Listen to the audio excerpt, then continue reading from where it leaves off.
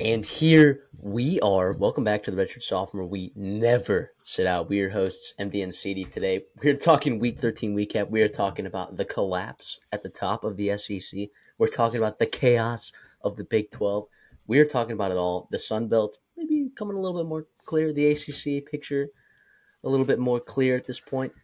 Uh, Very easy to understand those tiebreakers there, but man, are some of these conferences just heating up. And we are 1 week away, and it is the best weekend of college football upcoming. And there's so much on the line for everyone.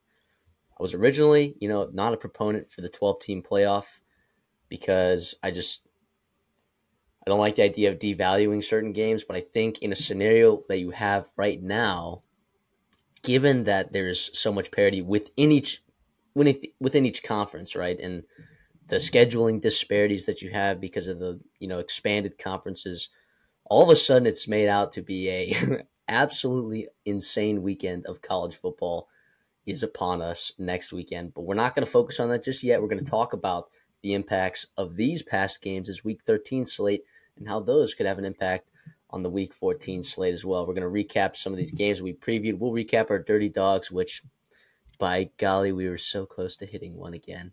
And we probably should have. And we'll talk about it against a team that's going to lose in the playoffs by 2 touchdowns, according to CD, who was there to watch that game. And then we'll go to the counter where CD is back in the green. And we're looking good. I mean, on the year, in our previews, right, you were to follow our ATS picks.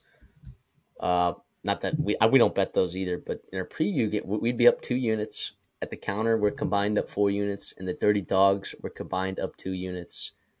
Like we're doing well compared to your Joe Schmoes, your national media outlets, the people that get paid to talk about this in front of microphones. I feel like we're I feel like we're lapping these guys a little bit. So loving what we're seeing, CD from the Week 13 slate. I guess we'll get right into it.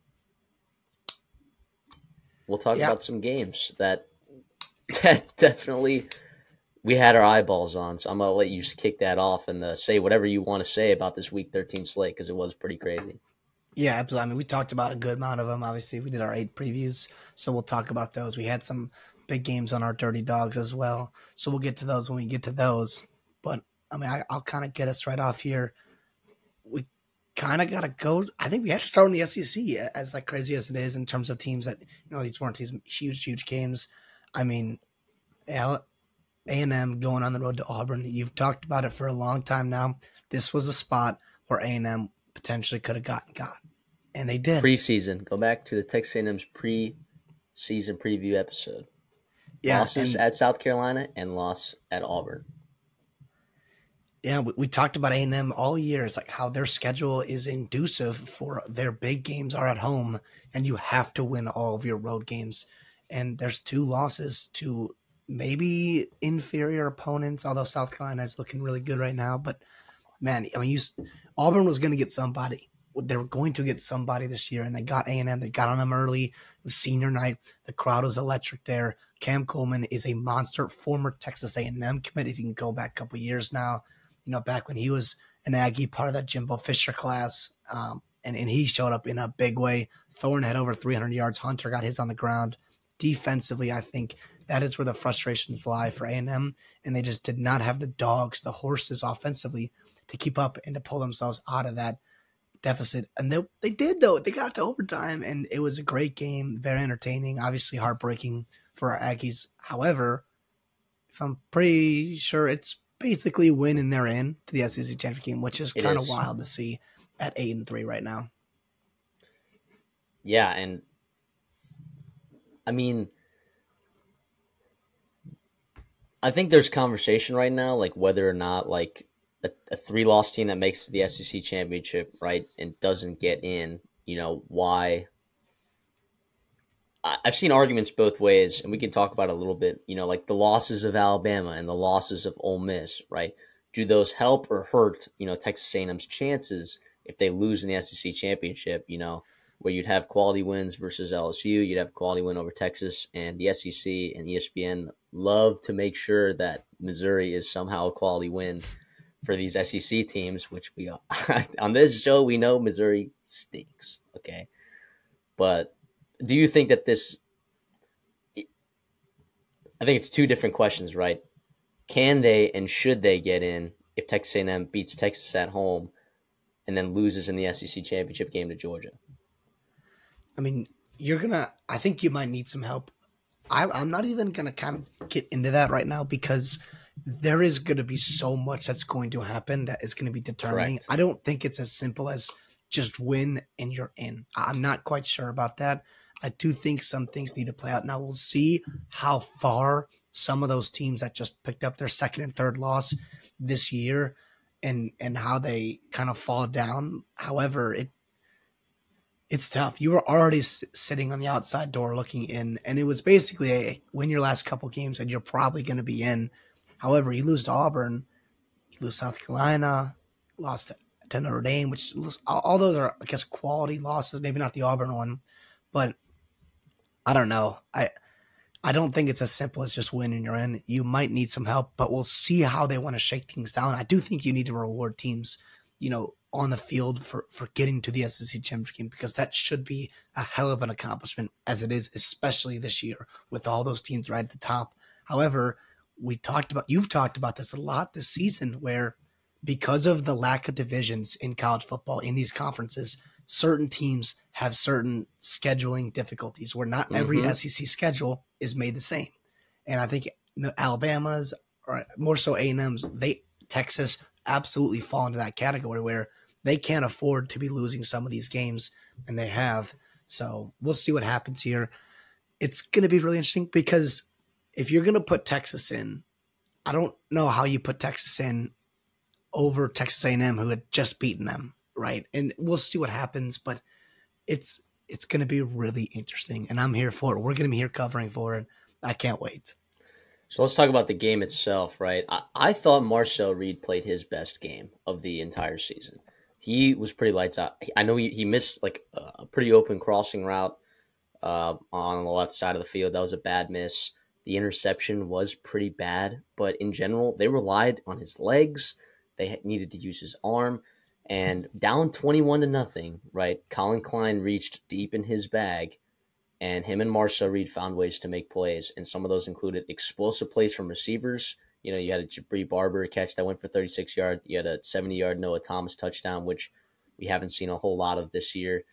And Amari Daniels looked good. I know people want to talk about his drop at the end of the game. Obviously, it wasn't his fault that A&M lost, right? There were a lot of things, and people have been wagging the finger at Colin Klein, and I would argue to wag the finger at, Mike Elko and Jay Bateman, in terms of the defensive performance, allowing Auburn to score more than 24 points for the first time against a Power 4 opponent this year. So that, and maybe not getting to Peyton Thorne as much as you would have liked to, allowing some explosive plays to happen. There were other things that happened, I think, on the defensive side of the football that I think are more concerning than the 41 points that you put up on an Auburn defense that's metrically in the top 15. So I would say that A&M fans should be proud of the fact that, maybe in past years they just roll over right after that first quarter, that when they go down 21-0. Past A&M teams, past Jimbo teams, they just roll over like dogs and just kind of let it happen, right? But no, not this team. And they came back, fought back, took a lead. Now, I will say that last defensive possession where, you let them convert some third and fourth downs, that is not conducive to winning football games after, Marcel Reed and that offense worked so hard to claw back into the game. So that was – I liked the effort that Texas A&M put in, and I think Auburn's a good football team, by the way. And I know, I know that there's fans of other conferences that are gonna think that I'm a gigantic homer and I'm super biased because I'm talking about Auburn as a quality loss. It's not a quality loss, all right? I'm just saying that Auburn is a good football team, and I think they would do a lot of damage. They've almost done a lot of damage to other teams this year. They just haven't gotten it done. And this was the spot that they got it done. They weren't going to only win one SEC game this year, right? That team is way too good for that, right? when Auburn plays in a spot where they don't hurt themselves too much, right? Where they don't lose the turnover battle by a significant margin. Like you said, they're a very dangerous football team. A lot of the stuff that's happened this year has been self-inflicted. And obviously, they kind of finally got out of their own way and let them, get up early and then kind of hold Bunker down.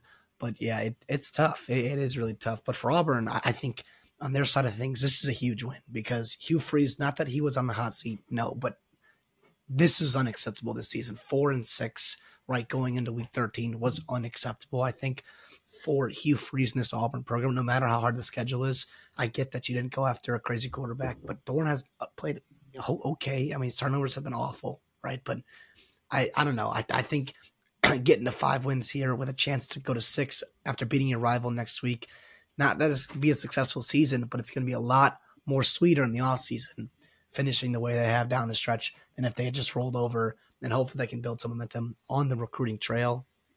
Yeah, I mean, very interesting game there in the SEC. Again, it just shake things up even more. Yeah, and people want to talk about, some of the young talent on this Auburn team. And I think, in the offseason, the highlighted name was Cam Coleman. But this season, Simmons has been absolutely fantastic for them as a wide receiver. But this was the game, of course, the original Texas A&M commit, Cam Coleman, who flipped to Auburn, was spectacular in this game. Was absolutely spectacular. And he did most of his damage early on in the game, but you can see like the pure talent on this team. Peyton Thorne throwing for 300 yards against what's been a pretty decent, football team, a pretty decent defense all season. Jarquez Hunter, who will be gone after this season. I have to assume he's a senior, right? Yeah. I think this Auburn team has a lot to look forward to in the future, given that, especially after this season, and what they've been able to do on the recruiting trail, and, teams like LSU sort of not on the downtrend, but I just Ole Miss pushing in all their chips. LSU, kind of falling apart and losing some of their recruiting class. Georgia looking vulnerable and really lacking a decent quarterback kind of heading into next season, pending the transfer portal. Like, you're looking at the SEC next year, and like Auburn has, like, there's no reason for them to move off of Auburn or off of Hugh Freeze. Like, they have enough talent to do significant damage next season, and we will talk about that in the offseason, and we will talk about that in the previews for next year. You can pin this right now. Auburn is going to be a dangerous, good football team that will be competing for an SEC championship next year. So, good work by Hugh Freeze. Good work by DJ Durkin, honestly, in that first half, really, who I've criticized a lot. I think he's done a really nice job with Auburn this season. Would have been nice if he could have done that last season as well. But, it is what it is, right?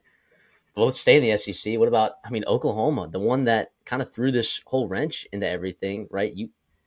They beat Alabama, right? So that puts Alabama at 3 SEC losses. Not only are they probably out of the college football playoffs, but out of the SEC conference championship discussion. And that allows Texas A&M, who doesn't have tiebreakers over Alabama. It allows, Georgia, who doesn't have tiebreakers over Alabama, to kind of be in a spot where Georgia's already in the SEC championship. Texas A&M can propel themselves into the conference championship with a win over Texas at home in the rebirth of that rivalry, the Lone Star Showdown.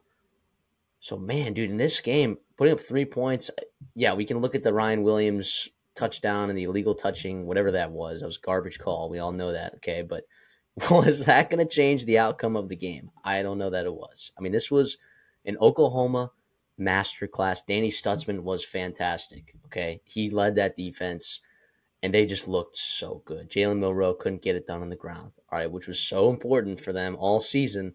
When they don't have a run game, they need Jalen Milroe in that run game, and they did not have it this game. Oklahoma, now, did they do anything offensively besides Jackson Arnold doing stuff with his legs? No, they really didn't. But guess what? That's the Brent Venables that you hired right there. That defense, that performance. Now, a lot of those are seniors. You may not see them next year, which is pretty scary, but that's the Brent Venables that you hired. It's frustrating because Oklahoma's been a team that, first of all, has battled a ton of injuries, and yesterday was still 2 days ago was still no exception, right? They're still pretty banged up offensively, but they got it done. They had to win ugly. They had to muddy up this football game. 49 rushing attempts to only 12 pass attempts, right? That's exactly the ratio that you want to be in if you're Oklahoma. And if you're Alabama, you have to know that. You can't be giving up 5.3 yards per carry, 260 yards on the ground if you're not going to be able to run the ball at all. If you're not going to be able to control the football and you're putting your faith in Jalen Milroe. And we saw this when he is off, he is off. And he needs help around him. Obviously, he's a spectacular athlete, a spectacular football player, but he was off yesterday. 3 interceptions, a lot of crucial ones. Yeah, you just couldn't get it going, and it's a real shame here. If you're Alabama, I mean, a missed opportunity. You have been giving life after losing to Vanderbilt, after losing to Tennessee, and a couple ugly games in October, and here we are, and you were right there, basically kind of controlling your own destiny as it stood in the SEC. Basically, and you couldn't get it done. Yeah, you couldn't get it done on the road at Oklahoma, a team that was not dead in the water, but damn near close to it. And Brent Venables, like you said, give them a ton of credit for battling back. They're bowl eligible now, which is awesome, with the game at LSU next weekend, which both teams desperately need a win right there. Maybe LSU more so than Oklahoma, but it was good to see Arnold. And this, again, goes back to what the hell happened with Jackson Arnold earlier in the season and Seth Luttrell, because he obviously is a good athlete, and that's why you had the other kid in there, right? Because Arnold was not making plays. Maybe it was off the field. I can't speculate. Maybe it was Seth Luttrell and what happened there. But regardless, if he can be 9 for 11, if he can run the ball for 25 times and make physical, tough runs, yeah, this is a Jackson Arnold. Obviously, we'd expected a little bit more through the air, but with the way your team is constructed right now, like, he gives you a great chance to win football games. This is who we want to see. Happy for Oklahoma because you're starting to turn a corner and you're looking towards 2025, offensively especially, and now you're seeing some life there from Jackson Arnold. Yeah, and look, since I like to classify quarterbacks in like kind of different tiers. You have bad quarterbacks, all right, but then you have like your frisky quarterbacks, like guys that like when they elevate their game, right, like they can do crazy stuff against good football teams, right? But then you also have your gamers, right? Guys that in that tier, your gamers are guys that can go out there and do what they're asked and not necessarily do it at a high level, but execute, right? And be tough and be a leader, right? And since high school, look, Jackson Arnold is a gamer and a winner. All right. I know he got benched this year because he wasn't, performing all that well, but there are games like this where you see where he runs the ball 26 times. And you're like, man, that is one tough son of a gun. That's a guy that, that you can rally behind, that you can build around. So, hopefully like that offense, opens up next year, with a new offensive coordinator and kind of allow, Jeff Lebby was able to kind of unlock some of that Jackson Arnold arm talent. Let's see if that next offensive coordinator can do some of the same stuff. But Jalen Milroe too, like that, the defense, you want to look at Jalen Milroe, 15 rushing attempts for 7 yards. You're like, okay, well, sacks count. One sack. They just swallowed Jalen Milroe in their rushing attempts. Like they just absolutely ate him up. And when Alabama is only running, on the season, Alabama's averaging, hold on, I got this number right here. Like 65 plays per game against FBS teams. And, they had them only running like 56 plays. So, yeah, Oklahoma, shorten the game. Stop Jalen Milroe in the running game. Make him throw the football with your experienced secondary. And they did exactly that. They executed their game plan to perfection. So, good job for Oklahoma. Fans, they probably deserve that, getting a win like that at home after, it's been a pretty abysmal season. So, good job, Oklahoma, man. And they just kind of threw a wrench in the SEC Conference Championship race for sure. And it makes that game at Kyle Field a whole heck of a lot more interesting.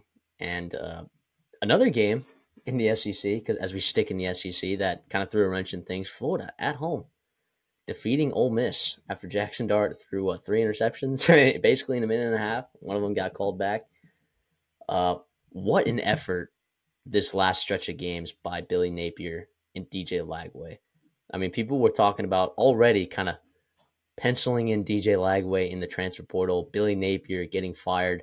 The odds for Billy Napier to be the first head coach fired this football season was staggeringly high, up there with Dave Aranda, who also we'll talk about, that has a chance to have a Big 12 championship appearance. Okay. Unbelievable what this Florida team has put together. They're a talented football team. We talked about it in the preseason, right? The over and win total, we looked at that at 4.5. And we both said this team is so talented. There's no way that they win less than 4 games, right? But then you had the injuries at quarterback. Things started taking a turn, and just the way that they were able to turn that thing around, like not only like your out of conference schedule was pretty tough, but you were able to turn that thing around in the heart of your SEC schedule, right? In the heart of it, like playing against the team that was playing the best football probably in the country at the time, Ole Miss. If you really look at like power ratings and you follow that kind of thing, Ole Miss was playing damn good football, and Florida finds a way, man. DJ Lagway, that defense coming up big during the end of the game. The Swamp just proving again and again that it's a tough place to win.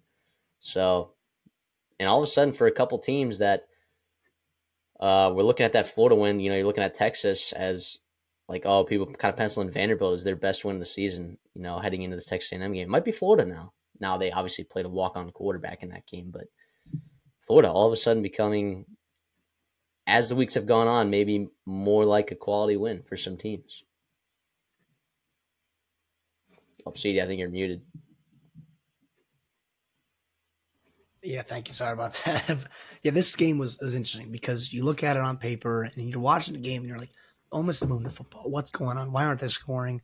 Obviously, they had 3 turnovers. They had 2 more 4th down stops. They were 3 of 14 on 3rd down. It was on 3rd and 4th down that Florida's defense won this football game. It was awesome to see. And on the opposite side, Lagway was incredible in certain spots here. 7 for 15 converting on 3rd down for Florida did. And I know he wasn't perfect. I know he was only 10 for 17. He didn't put the ball in his hands too much because when you are running the ball well, like you did, getting Montrell Johnson back healthy, having him pair with a guy like Jaden Ball was awesome to see. But Lagway, what he did, his pocket mobility, his different arm angles, throwing under pressure, it was special. The guy that everyone has been talking about for so long as being a star quarterback played like a star. I know his stats don't wow you. I know it wasn't, 48 points that they put up, but he was special. And I said it all year. I said Graham Mertz gives this team the best chance to win, and maybe they would have won this game with Graham Mertz. But I will say DJ Lagway has been awesome. And battling back from that hamstring injury, battling back in his football game, it was such a good football game. It was so intense. And for Ole Miss was just a little bit worse than Florida was in these certain spots here on 3rd and 4th down, and that was the difference in the ball game. And additionally, too, we talked about Ole Miss pushing their chips all in.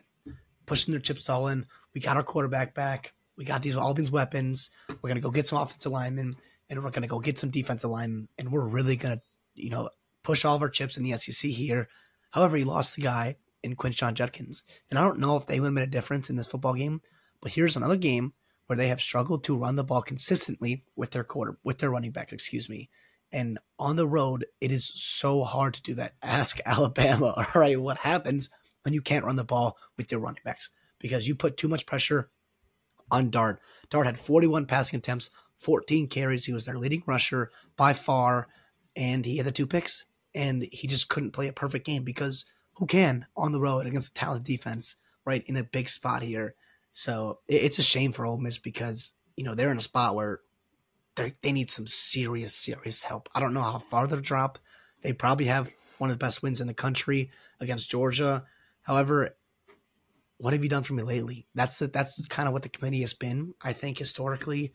And it's going to be tough to shrug off this loss, late in November against a quote-unquote unranked Florida team. However, we know damn well there's a reason why we previewed this game is because this was absolutely a spot where Ole Miss could have got, and they did. I picked Ole Miss to win and cover because I thought they were playing the best football in the country.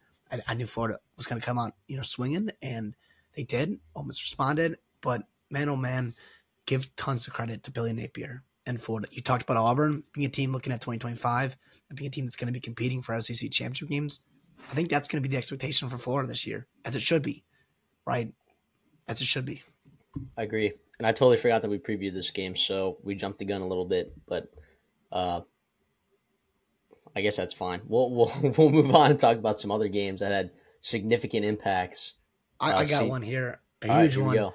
Going to the Mountain West. I texted you this one late Saturday night because it, to me, sent shockwaves in college football for that G5 spot. Colorado State losing to Fresno State and putting UNLV back in the driver's seat to control their own destiny and rematch Boise State. First of all, those two teams are very still alive, and Boise State as well, right? I think with the Army loss, it makes it a little bit easier, but when you're going to have a team like Boise State, a team like Tulane, a team like UNLV all vying for that spot, having Boise State and or UNLV be able to play in that championship game for the Mountain West and having two potentially ranked teams go at each other could be massive for their chances and their chances of staying ahead of Tulane to get that last spot. Now, however, might not even matter because Boise State might get that auto bid, so it could be wild depending on what happens in the Big 12 too. A lot of it is just kind of hearsay, but I don't know. I thought Colorado State was a team, and they got to give them a ton of credit for winning football games in the Mountain West. But in terms of building a resume for Boise State and UNLV, right, this was kind of big for the Mountain West. Selfishly, if you ask the Mountain West commissioner, they wanted to see Boise State and UNLV rematch. And it looks like we're going to get that. Thanks to Fresno State, thanks to Mikey Keene, Donaldson on the ground. It was big for this Fresno State team to get to bowl eligibility, who has struggled all year, in terms of their expectations in the Mountain West. And they got it done at home here. They jumped on them in that second quarter, and it was big stuff. Yeah, and the key to this game for Fresno State was Mikey Keene just not turning the ball over, right? A guy with 11 interceptions on the year to, of course, 17 touchdowns. It's been an issue. I mean, there's a stretch of time where he was just throwing multiple interceptions per game, right? And while Colorado State came back and, made this a bit of a ball game here in the fourth quarter, yeah, it was once again another one of those games where if you go on the road in your conference and you go down early, like 21 points, say, like A&M did against Auburn, like Colorado State did here against Fresno State, it's hard to claw your way back in this game. And now Fresno State, I believe, was actually favored in this game, so Yep. I don't think this upset is surprising to a lot of people, especially our fans that listen to the show and are avid followers of the Mountain West like we are. You had it's also games like this too, like where I know Colorado State's been able to win without guys like Torrey Horton, but early on in that game when you were not able to move the football effectively, having a guy like Torrey Horton it's a big deal. Okay, and I'm not even going to say that. I mean, when you're asking Fowler Nicolosi to throw the ball 50 times, I mean, he didn't play his best game, but for a team that has been so good running the football all year, with Morrill, with Marshall, all season long, Colorado State totally flipped the script from what they have been under Jay Norvell, from this pass-heavy air raid, just slinging the ball over the yard type team, with Clay Millen and, even last year at the end of the season with Braden Fowler and Nicolosi. This year, flipping the script where they're able to just run the ball on everyone. And when they're not able to do that, right, they're not able to, mold to their identity that they have been this whole season, yeah, then you're going to find trouble, and it takes a minute to adjust. And, asking Braden Fowler to throw the ball 50 times is just, while I think here on this show we believe he's a pretty good quarterback, when it relative to some other G5 quarterbacks, relative to other Mountain West quarterbacks, yeah, it was going to be tough sledding, right, from there. So, but good job to Fresno State.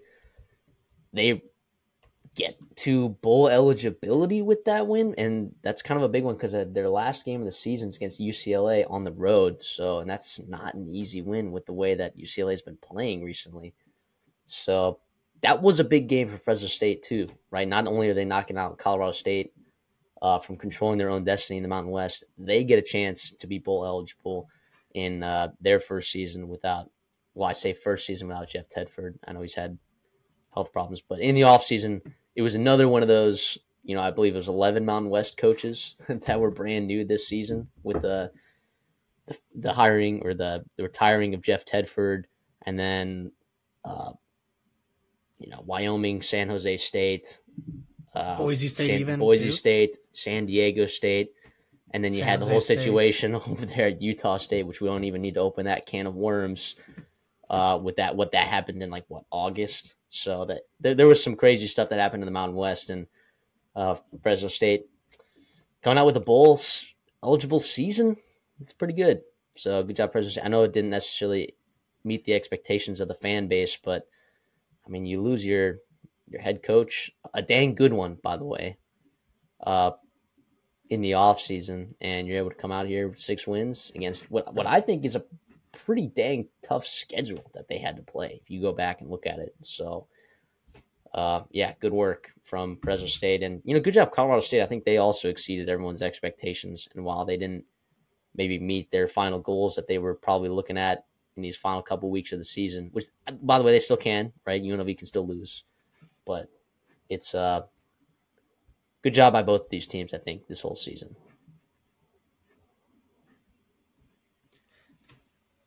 Yeah, absolutely. If you, I'll take one more here, and we'll go to the Big Ten. And gotta give our props. Nebraska is going bowling. The Cornhuskers did it.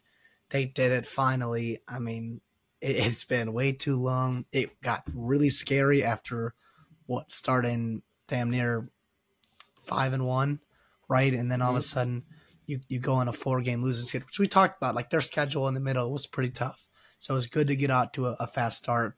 And you buckled down here against Wisconsin at home. Good to see that happen. As for Wisconsin on the other side, you are in a serious spot of missing a bowl game here in year 2 on Luke Fickell, who, I think people had thought, yes, the schedule is going to be really hard with Alabama out of conference, welcoming USC and Oregon to your schedule, along with Penn State there. But I do think, bowl game was the expectation, and now you got to go and beat your rival at home, who's playing pretty good football themselves. Yeah, it's not going to be quite easy, I don't think, to do that. However, yeah, the Braden Locke interception a game, right? A couple missed field goals, the fumble. It was just shooting yourselves in the foot way too many times, and you just couldn't quite overcome all that. And I think it's really frustrating. You couldn't quite, stick to your ground game when you needed to, and it was just tough. I think also defensively, letting a guy like Dylan Raiola, who very, very talented, obviously a guy that has played good football in the Big Ten his freshman season, but he kind of hit a wall, and all of a sudden he's revitalized, and he had a great game, right? Almost 300 yards through the air. You saw them spreading the ball around to a lot of their weapons, which is good to see. Emmett Johnson got his on the ground. That defense started taking shape, and made some plays when they needed to on 3rd and 4th down. But yeah, I guess big for Matt Rule in Nebraska, tough for Luke Fickell. I think the loser of this game was going to be really disappointed. And if Wisconsin can't win next week, they're going to be even more disappointed. Luke Fickell hire, who I'm still very high on. I think he's recruiting well. I think he can win at Wisconsin. I think they're getting things right in the infrastructure of the Badger program to be able to win and set up success long-term for Fickell. But it's been a disaster this year. Phil Longo fired. It didn't get, significantly better. And yeah, it's tough to lose by almost 20 points, against the Nebraska football team. And they are favored at home against Minnesota next week, but I want to challenge. I want to challenge that line because Minnesota's been playing some damn good football, and if there's one thing that Minnesota and PJ Fleck want to do, it's with the recruiting battles that they have in the state of Wisconsin. Minnesota would love to be the ones to get back the Paul Bunyan's axe in that game, and then also knock Wisconsin out of bowl eligibility. So there's a lot on the line for that Minnesota-Wisconsin game for sure, and we'll be talking about it probably as the week is coming up next week. But yeah, I agree with you, man. Good job and we talked about it, making a bowl game. In year 2 under Matt Rule it's going to be a big deal, and they've done it too with Dylan Raiola not playing great football the second half of the season. Which is something that we thought that they might need, and obviously, they went on that skid a little bit, losing 4 straight games after that October 5th Rutgers win. So they have not won a football game in almost 2 months, and they get the job done here in emphatic fashion. So good work by Nebraska. As we're kind of moving along here, there's 3 kind of points that I want to make, regards to results of games, and then we can kind of move on to like our stuff in the Dirty Dog and the counter and all that. But I want to first talk about East Carolina really quickly. They win their 4th straight game against North Texas since the firing of Mike Houston. Blake Harrell is 4-0 as an interim head coach there. East Carolina is 7-4. Okay, and they've been winning these games. They play Navy next week at home, a Navy team that is currently struggling to win football games. If East Carolina wins this next week and they go 5-0, right, with Mike Houston's firing and Blake Harrell as the interim head coach, and they make it to a bowl game. I mean, since Mike Houston's firing, they have not scored less than 38 points. I know Blake Harrell is a defensive guy. It's not necessarily him, but they haven't scored less than 38 points in this last month since Mike Houston's firing. They have won with an average margin of over 2 touchdowns, granted against some not great opponents, but this is a great effort. I mean, if they go 5-0 with Blake Harrell as their interim head coach, I mean, you're hiring him, right, in the offseason. Well, so Thamel actually just reported this morning that he's going to be promoted to full-time head coach, Blake Harrell. Wonderful. Which is thank you. Awesome. And you absolutely hit that on the head there. Yes, it's against bad teams, but guess what the American is? Like, the American is a lot of bad football teams. I'm sorry. Sorry, American Conference. We talked about it, at least for now. We talked about this ECU schedule back, way back when in the offseason as being the easiest potential schedule in college football. Yes. And you had to go bowling. And for a while now, right, it was a tough spot. You were in a tough spot, and now you're going 4-0. You're a short dog, 1-point dog at home to Navy, who's also kind of skidding right now and potentially gettable. Yeah. Keaton Hauser, who's a guy that, we thought has been awesome. How about those Michigan State quarterback transfers, by the way? Yeah. Well, and Aiden Child's playing well, too, so it's kind of cool to see, Michigan State. Like Sam Leavitt, though, and Caden Hauser. Both Noah Kim's over at Coastal Carolina. He played well, didn't he? I don't know. I don't know if he started this past weekend. Didn't really. No, but he played well at some point. So, yeah, the fact that Michigan State was that bad. Smell Tucker. Fraud. Jeez. Just fraud. Yeah, he came in against Louisiana. That's what happened. And they lost, but he played okay. Mel sucker. No, Kim did. That guy stinks. But anyway, yeah, that's crazy. Not that has conference implications, but we think that, in the future of the American Conference with, maybe some of those upper echelon American teams trying to find the door out of there, the power grab is going to be real in this next decade. And East Carolina is one of those teams that geographically benefits, right, versus some of those other teams in the conference. They can benefit in the transfer portal, right? They have the resources to do well in that athletic department. It's a big deal over there for East Carolina if they can get that coaching hire right, and I think that they might with Blake Harrell. It seems like that team is responding very well to him being the head coach. So congratulations to Blake Harrell on getting that job. Then I want to talk about the Sun Belt real quick. Not like a specific game, but just like James Madison loses to App State, right? You got Arkansas State beating Lou Monroe, which still keeps them in the conference championship race, I guess. I don't know. Or maybe it just keeps South Alabama out of it, I guess, with those tiebreakers. Haven't really looked a ton at that. Georgia Southern beats Coastal Carolina, which kind of keeps them in it if Marshall doesn't win next week. So it is it's still a bit of a crazy Sun Belt. Sorry, yeah. How about Georgia State getting a win? Yeah, Georgia State getting their 3rd win of the season. I mean, the under 4.5 already cashed, thankfully. But that was a big win, dude. I mean, Christian Velo passing for 285, 3 touchdowns. Freddie Brock rushing for another 3 touchdowns. Texas State, kind of a disappointing season from what we thought it was going to be based on some of the offensive talent that they retained, and bringing in Jordan McLeod at that quarterback spot. And I know you lost some talent on the defensive side of the football, but it was, I would say, a little bit of a disappointing year for Texas State probably, even though it's a pretty good schedule that they've played against. And then, of course, we'll talk about the Marshall Old Dominion game because we did preview that game. Marshall ended up winning that game. So the Sun Belt is still kind of looking crazy. There's still, 5 teams that can make it to the conference championship heading into this last week, with Marshall and Louisiana controlling their own destinies, but South Alabama, Arkansas State, and Georgia Southern not far behind with some of these losses. Now, it would have been crazier had James Madison beaten Appalachian State. They still would have been in the race. But alas, here we are. Sunbelt's still kind of crazy, man. And I'm excited to see. There's a lot of bowl-eligible teams in the Sunbelt that I'll potentially be fading come bowl season, but here we are. I'm loving this. I'm loving races like that, and we talked about the craziness of the Big 12, but man, let's go, dude. Yeah, and I'll switch over to the MAC here. We've touched on a lot of these conferences here. We talked about Ohio and Toledo. We previewed that game, so we'll get into that one a little bit more. But Miami, Ohio, at home against Northern Illinois, looking impressive, getting a win there, and setting up a date next week against Bowling Green. The winner goes and probably plays Ohio.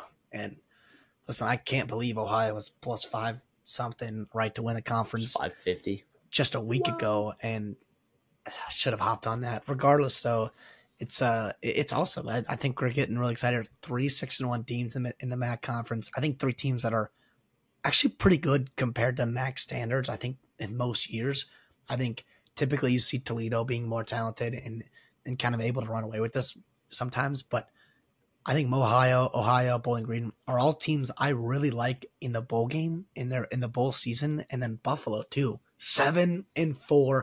All he does is win. Google me. That's what Pete Lambeau should have freaking said, man, because he is awesome as well. They get a big win over Cole Snyder and Eastern Michigan. Cole Snyder had 350 yards passing in the MAC, which is awesome to see. But yeah, it's a fun conference so far. I think you've got Western Michigan is skating. I get that, but it's going to be fun here, I think, down the stretch with those 3 teams and Miami, Ohio, and Bowling Green playing each other for a date in the MAC championship game. Yeah, I mean, the way that the MAC turned out, I mean, you knew who was at the top of that conference, but I mean, just want to reiterate what an unbelievable job Pete Lembo's done. He's also when he coached at Ball State, he's the only coach there in the last 30 years to leave Ball State with a winning record, right? If that tells you one thing. South Carolina had the best special teams unit for 3 years when he was the special teams coordinator there. He now has Buffalo at 7 wins, 4 losses, right? Which is the most. I mean, 2022, Buffalo went 6-6 in the regular season. In 2020 during COVID, Lance Leipold had that team at 6-1 with a bowl win, but that was when he had Tyree Jackson at quarterback, Charlie Jones at receiver there. I mean, you had a pretty loaded lineup, and Lance Leipold had that team slinging. But yeah, I mean, before Lance Leipold, you just didn't have 7-win seasons. Those were once a decade kind of thing before Lance Leipold.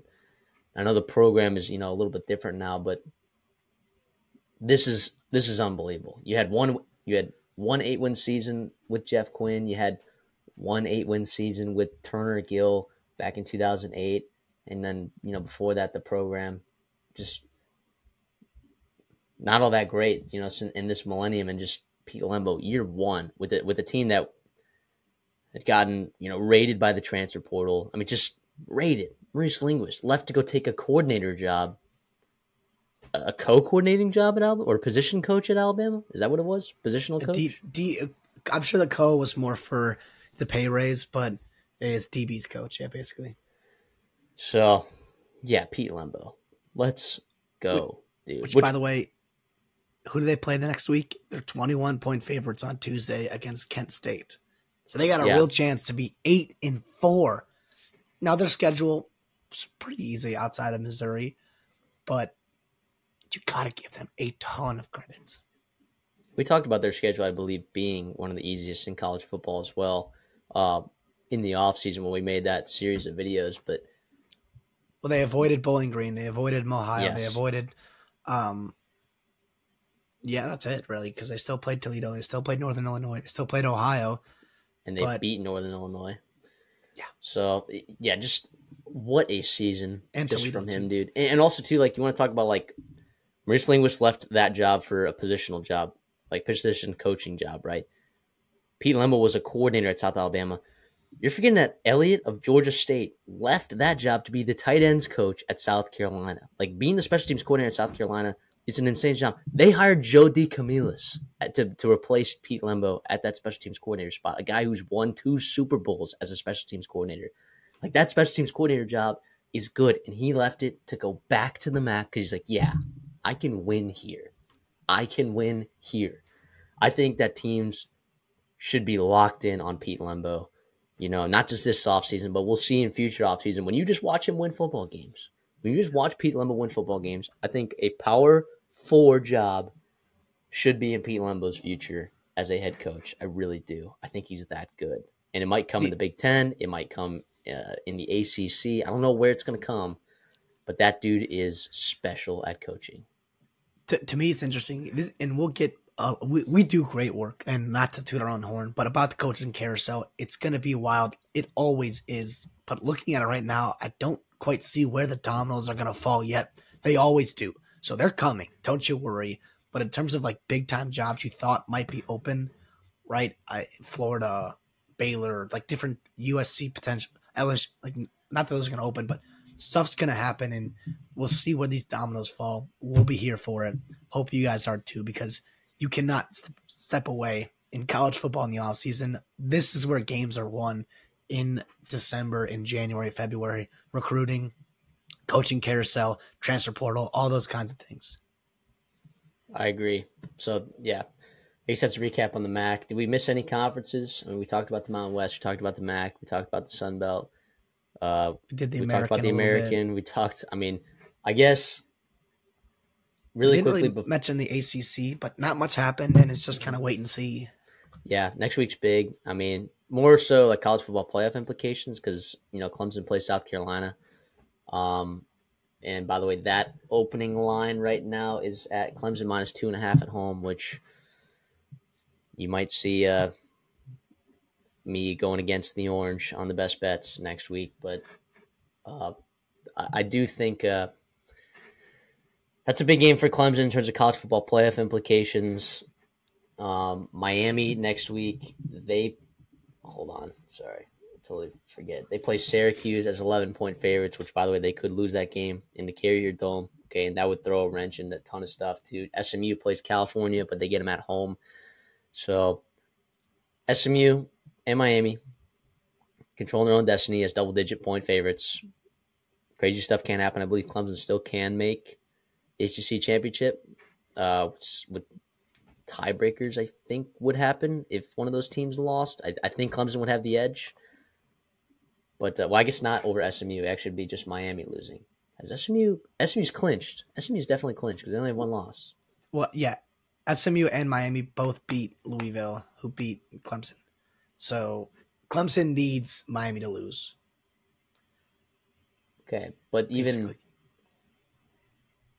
Okay, all right, but yeah, I guess yeah. So that not crazy stuff, but in the Big 12, I'll quickly say that Colorado, Iowa State, Baylor, Kansas State, BYU, Texas Tech, and West Virginia can still all make the Big 12 championship. Now, there's 51 possible outcomes of the Big 12 games that I'm looking at right now, and this is thanks to Football Flowchart on Twitter, at FB Flowchart. You can check out his little flowchart. It's pretty cool. There's 51 possible outcomes, right, of these Big 12 games this weekend. And let's just say 11 of those possible outcomes include Baylor. Now, 9 of those include Baylor in the Big 12 championship? In the Big 12 championship, yeah. 2 of those include West Virginia. 4 of them include Texas Tech. So they have kind of long shots of making it. BYU has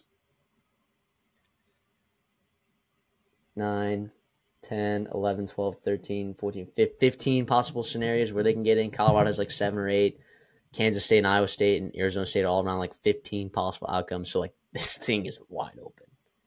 It's wide open. The fact that West Virginia can still make the Big 12 championship at this point is, quite frankly, nuts. And then also we talked about a couple of weeks ago, 2 weekends ago actually, right before the Kansas State game, when Arizona State was playing them in Manhattan, I said, is it crazy to take Arizona State to win the Big 12 at plus 1,700? I'm like, I might throw a couple dollars on that. Guess who did not throw a couple dollars on that? And that is, I'm looking at that, and it's kind of brutal.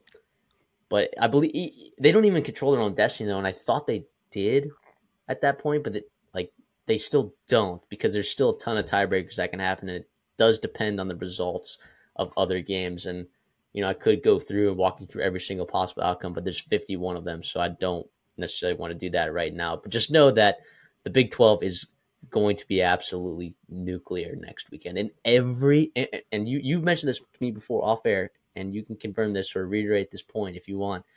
Every single game in the Big 12 next weekend, all the way from TCU Cincinnati, Arizona State, Arizona, Texas Tech, West Virginia, Kansas Baylor, Utah UCF.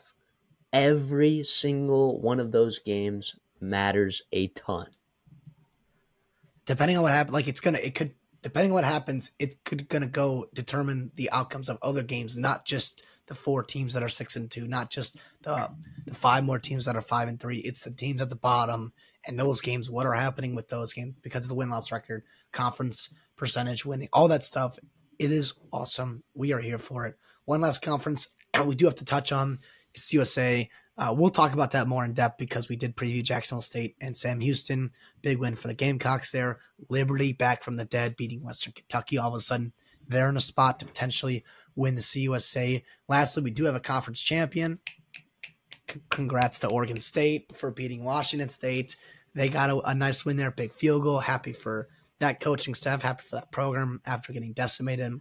Washington State's had a good season. They had a chance at the playoff run early in the year. They have a couple, tough losses recently, but regardless, Jake Dickert should be super proud of his team and his program there. Happy for, Oregon State as well. We touched them all. Yeah, and Oregon State, they still got a chance to go bowling, right? But they got to beat Boise State, though, on the road, which obviously is it's a pretty tough ask. But Ben Gulbranson playing a good game. I know it's been a revolving door quarterback, Gerald McCoy, Ben Gulbranson, you name it. But yeah, he kind of found his rhythm there, putting up 41 points. Once again, and I don't know why I didn't do it, but if you were to take the Washington State over in this game, it would have cashed, which I've been doing the last couple of weeks, and I just got scared off of it because, Oregon State, the way that they've been playing offense putting last up couple 0 weeks, points getting against shut out by Air Force, putting up 13 on San Jose State, scoring 7 on Cal these last couple of weeks. I'm like, maybe this is the week that doesn't happen. But alas, Washington State just loves not playing defense. So, but I love Jake Dickert. All right, on the show, we love Jake Dickert. We love Trent Bray. Okay, we love all those coaches. But yeah, pretty nuts football game right there. But I guess we'll move over to the Dirty Dogs then. I know this recap's gonna go long, guys, but believe us, this is just it's important. All right, this next weekend is important. Okay, so we just want to talk about everything, right? Make sure that everyone's on the same page here. And then we're giving you guys everything that you need to go into next weekend ready to go. So the Dirty Dogs, I got the first pick. I took Indiana plus 385. That one was a bad one. They got smacked by Ohio State. And we'll talk about that game more because we did preview it.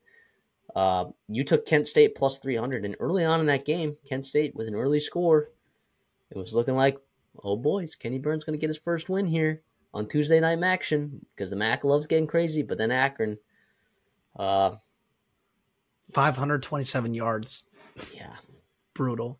And MAC game. Credit to Ben Finley. They ran the ball super well. Yeah, it was tough.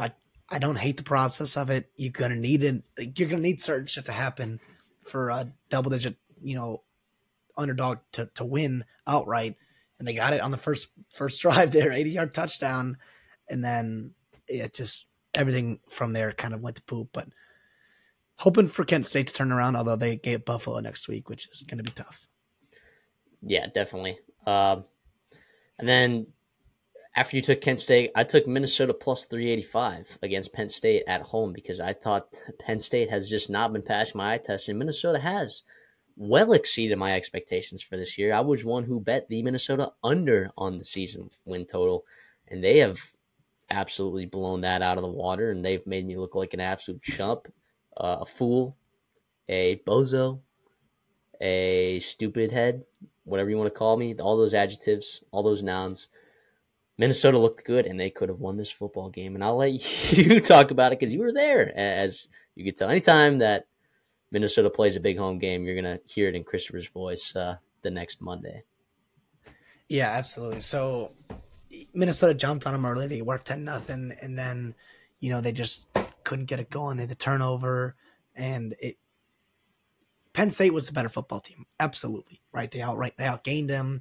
Right. They won the turnover battle. They converted in the red zone when they needed to, and Minnesota didn't. And that was the difference. But here's the thing. Minnesota had the ball, right, with 5 minutes to go, a little of maybe 5:48, I think was the exact time. And they had 4th and goal at the 7. Actually, they had 1st and goal at the 7. They went nowhere. And they couldn't get it in. And PJ Fleck decided to kick a field goal, and then they never got the ball back. Although they absolutely could have, because Penn State went 3 and out and then faked a field goal. I got to give Franklin a ton of credit for doing that. That took a lot of guts. I think he knew how badly they needed to win this football game. I think they've seen it before, and we've seen Max Brosmer do it. When Minnesota needs a score, he goes down and delivers one. He has been sensational. I think a lot of people who are new to the Big Ten and maybe new to Minnesota football were introduced to Max Brosmer and should have left very, very impressed. Did he miss some throws? Yes. Did he have the interception? Yes. Did he have the fumble? Yes. Obviously, he wasn't perfect, but what he's done for this offense has been big time. On 3rd and long, when they need a play, he way more often than it should, and it has been in the recent history of Minnesota, they have delivered. Darius Taylor looked like a stud. Daniel Jackson made big catches. But at the end of the day, Penn State got it done. Drew Lar made big plays with his legs when he needed to. Tyler Warren is sensational. Right? Singleton got his a little bit on the ground. But for Penn State, I think they got to win. Right? They won on the road in conference, which a lot of teams did not do. Ask Alabama, ask Ole Miss, ask Texas A&M. Right? There are a lot of teams here that could have lost in this football game. Penn State could have lost this game, but they did enough. Now, does this really concern me for the way that the eventual, season outlook looks for them? Absolutely, because I think you get into a spot in the playoffs where you're playing good football teams, even potentially at home. I think the team is very vulnerable. I have not been impressed with them. I think they have to fix something, because this is a game where you should be able to flex your muscles on, and you didn't. And Minnesota jumped on you, and you got to give them a ton of credit for it. Oh, man. Super winnable. Obviously tough for Minnesota. I think most fans would be absolutely happy with a 1-point loss at home to the number 4 team in the country. However, that game was there for you. And I've heard people talk about how Penn State just absolutely kind of dominated this football game, and it wasn't as close as it really was. I disagree. I thought it was really, really close. And obviously Penn State wasn't perfect, but to me, it felt like Minnesota had more opportunities to win than Penn State did, and they just couldn't capitalize. Yeah, I agree. I agree. So that was unfortunate. I'm Dirty Dog. Could have cashed a plus 385 right there, but I'm still like 9-17 on the seasons, kind of kicking ass. So I have two straight skid weeks. It's actually the first time all season that I've gone 2 weeks without hitting a Dirty Dog, if you can believe it or not, which is I'd say it's pretty impressive. So, and then your last pick was Arizona plus 360, and TCU kind of shredded that Arizona team, both on the ground, in the air. Noah Fafita also threw a pick. Talking about TCU real quick, for how bad their defense has been, under Andy Avalos, TCU fans believe that might have been the answer, and who knows, it could be the answer down the road. But you're going to have 4 receivers basically by the end of the season, pending Savion Williams getting 4 yards next week. You're going to have likely 4 receivers have more than 600 receiving yards. From an offensive perspective, what Josh Hoover's done this year, 3,400 yards, 23 touchdowns, that's pretty awesome. I would say that you definitely have a guy for next season. And I think there's a lot to look forward to next season, with a lot of turnover happening in some teams in the Big 12. I mean, you do look at teams like Iowa State, and they have a lot of young talent. Arizona State's on the rise with Kenny Dillingham just being awesome. Kansas State will always be good under Chris Kleiman. We'll see Kansas's future life without Jalen Daniels, but the TCU team in future years could do some damage. And I believe they are eliminated from the Big 12 championship. Looking at that flow chart, there could be like one scenario maybe that they get in, but I'm pretty sure that they're eliminated from Big 12 championship contention. But yeah, in that game, I see where you were going with that, right? The TCU defense being pretty leaky, Arizona, kind of needing a win here to stay alive for a chance at bowl eligibility. Ted McMillan did play really well in that game, just too little, too late, right? And they ended up getting kind of manhandled right there. So your Arizona plus 360 bet did not hit there. So any other thoughts on that game? Yeah, no, you had it all. I think obviously didn't work out. TCU kind of jumped on him, I think, in that first half, especially coming out of halftime.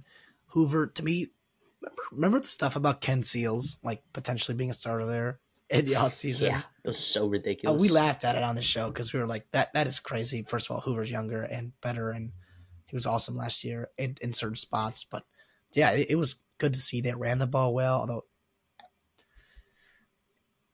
yeah, good for TCU. I do think looking at the scenarios, I think there is one where they do get in because you'd basically need all four. You'd need like all the 5-3 teams to lose, right? Except Texas Tech, who would get a win, and then you would have the tiebreaker over them because they'd beat West Virginia to knock West Virginia down to 5-4. And then you would need the only team. I don't know. I guess I'd have to really get into it. But I regardless, though, it's been a good turnaround. I'll say that for TCU. They were in a spot where they lost bad to SMU. They lost to Houston, and they were kind of dead in the water. And they have ran off 4 or 5 recently. Their only loss is a close loss on the road to Baylor, who's also playing good football. I think the Big 12, a lot of attention was put on BYU and Iowa State and Colorado and now Arizona State, obviously. But there's some teams in that middle, Baylor, TCU, Texas Tech, West Virginia, the teams that are playing solid, Kansas, obviously, playing solid football right now. It's going to be really interesting to see what they do this week, moving forward in the bowl game. Obviously, it's been an entertaining conference, but yeah, it's a tough loss for me on the Dirty Dogs, but TCU was a better football team, and they showed it. So on the season, CD and I are 11-41 picking Dirty Dogs, which sounds terrible, but when you look at the grand scheme of things, if you were to bet every single Dirty Dog, you'd be up 2.1 units for us on the season. So I'm going to say we're still looking pretty good so far with 1 week left to go. And I don't know how many Dirty Dogs we're going to have in conference championship week. I don't know if maybe we'll figure out something with the Dirty Dogs, maybe during bowl season.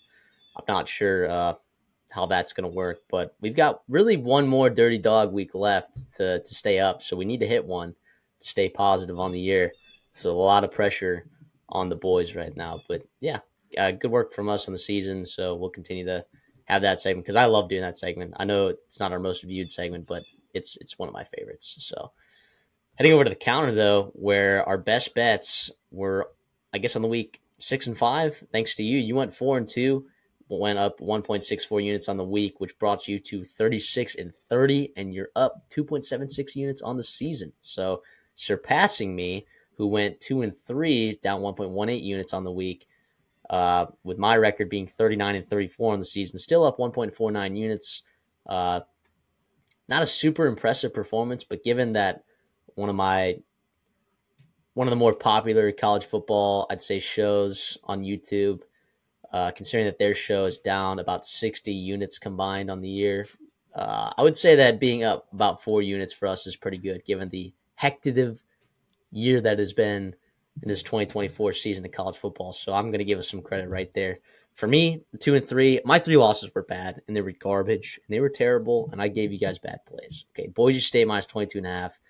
Genty only got 19 carries, and I was expecting him to get 35, 40. Should have known. Why we have rules, CD. We have rules. Okay, don't bet against Mike Gundy, and obviously don't bet against Wyoming in Laramie. Okay, stupid.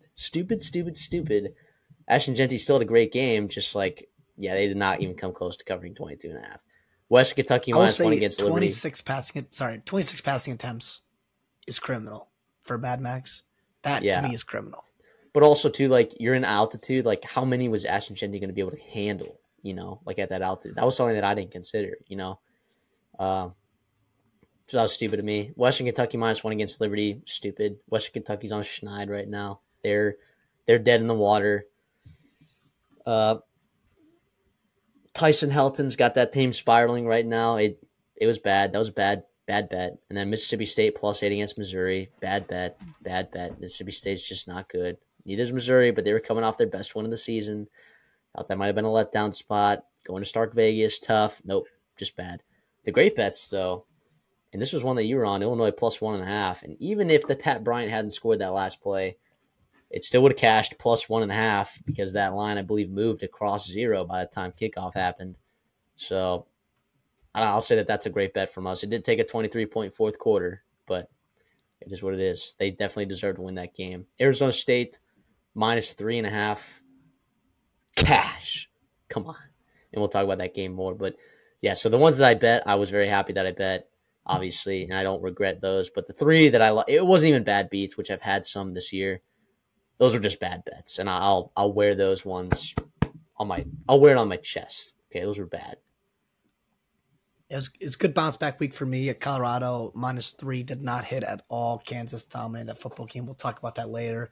Texas in a moneyed up game could not cover 20.5 against Kentucky. Although I did think, if Texas got to 30 plus points, it took a pick six though. Yeah, or fumble pick six. I think it was a pick six technically. Whatever that was, it took a defensive touchdown for Kentucky to cover that. So not ideal. Yeah, that was, I guess, in that second half there. And then my winners here, Ohio +3, boom, boom, boom. They won outright. Illinois, Rutgers, like we said, they won outright, although it was close, but it still would have covered no matter what.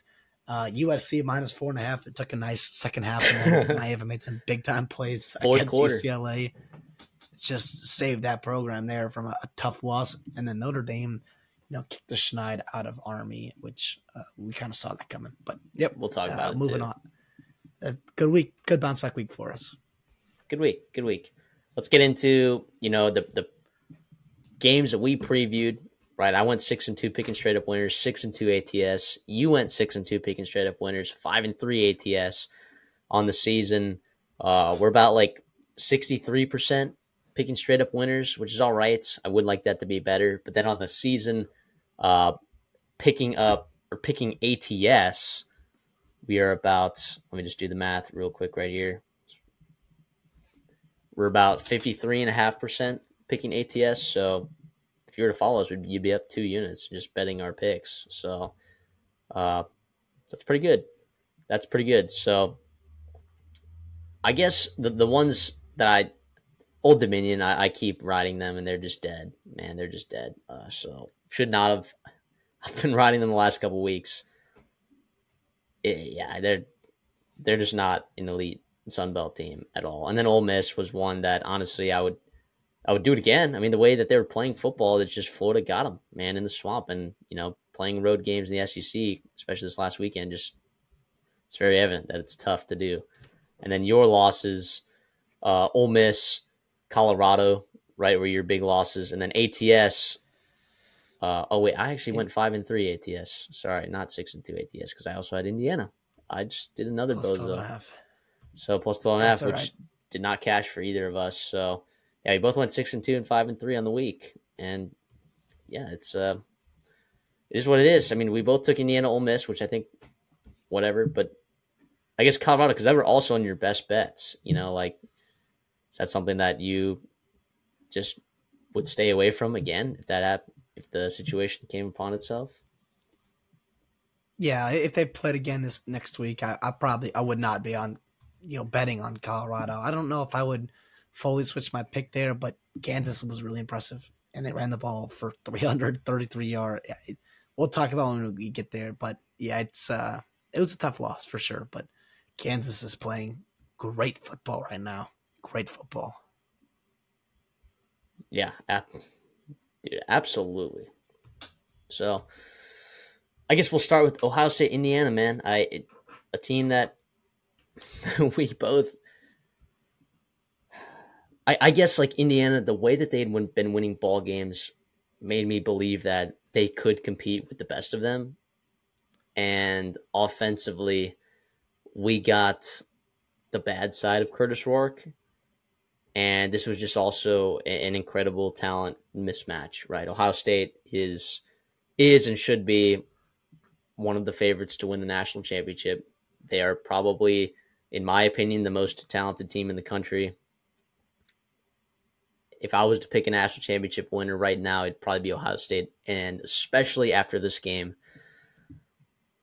I did have Indiana on my dirty dogs, though, just because of the way that they had been playing football. And I do think that Kurt Cignetti is just a wonderful, unbelievable coach. And Mike Shanahan had been doing awesome work for them this whole season. And in the first quarter, it's tied 7, whereas you're up 7-0. And then in the second quarter, it's 7-7. You're like, whoa, what's going on here? And then the second half just happened. Curtis Rourke, 8 of 18 for 68 yards. I mean, you got a little bit going on the run game, but Curtis Rourke just got mutilated in the backfield. Simon had 2.5 sacks. Let's see, Jack Sawyer had 1.5 sacks. JT Tuimoloau had a sack as well. So, I mean, it was murder. It was murder for the Ohio State Buckeyes on the defensive side of the football.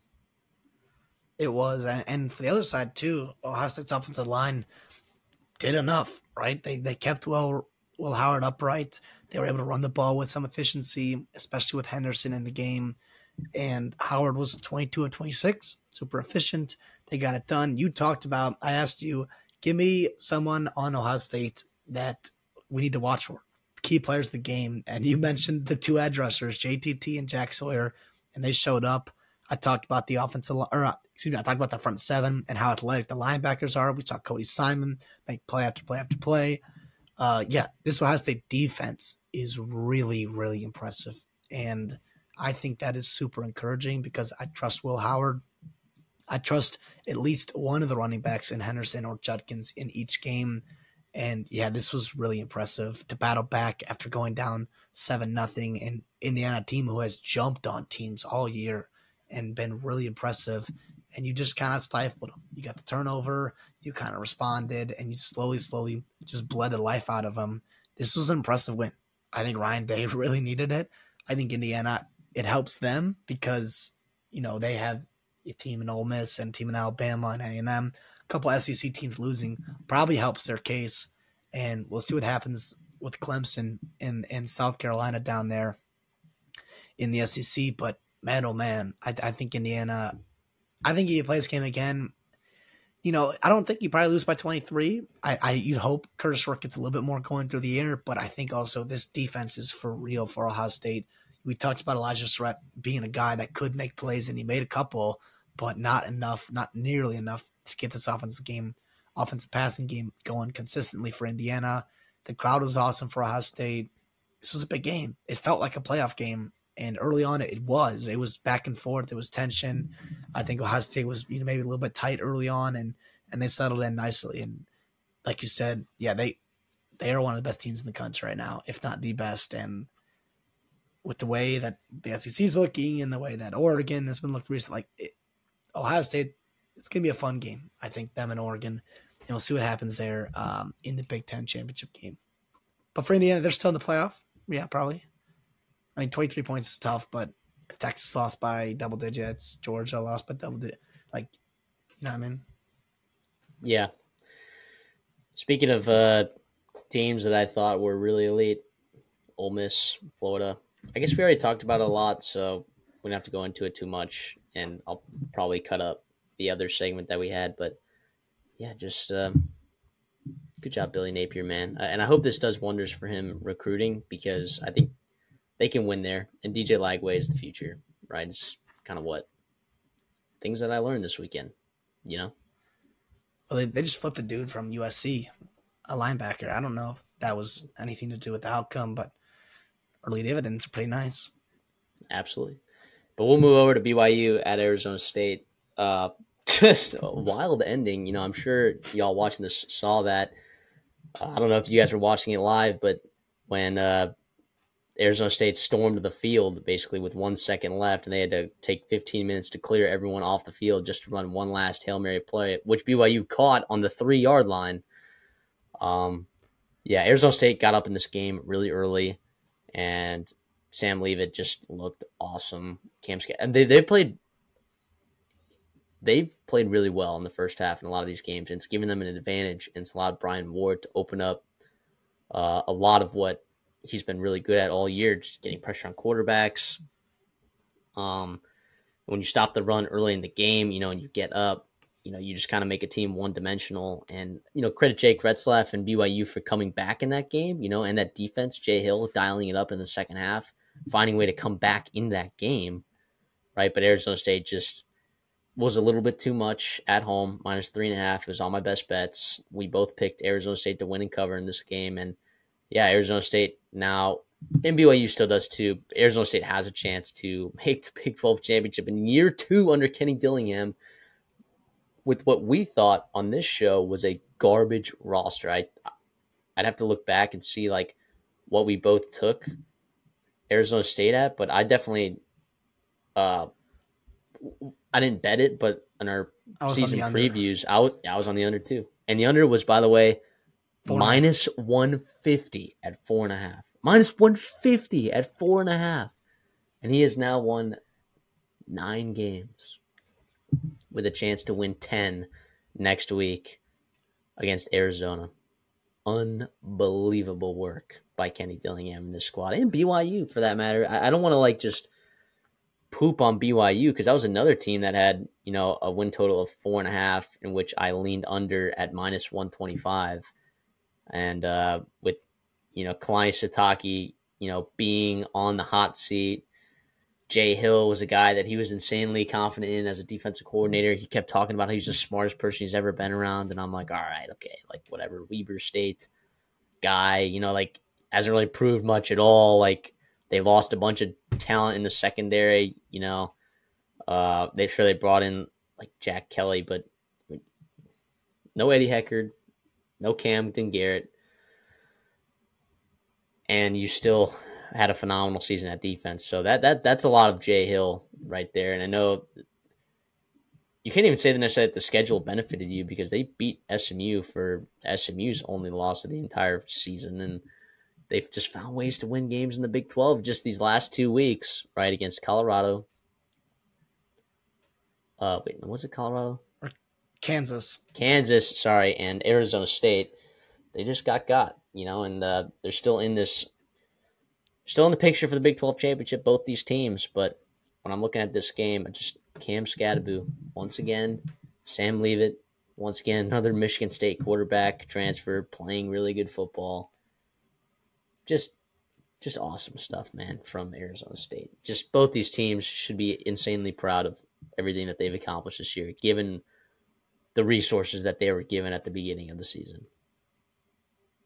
Yeah, Scadaboo is, so hard to tackle. You look at him, every play he's driving forward, you see him on 3rd and 1, 4th, certain spots where it's oh, you're not going to get it. Oh, no, there, and he got it. And yeah, Arizona State, not that they took the foot off the gas, but they had missed opportunities in the second half that led to points for BYU. You look at the couple 4th down turnovers and the opportunities that BYU had to win the football game.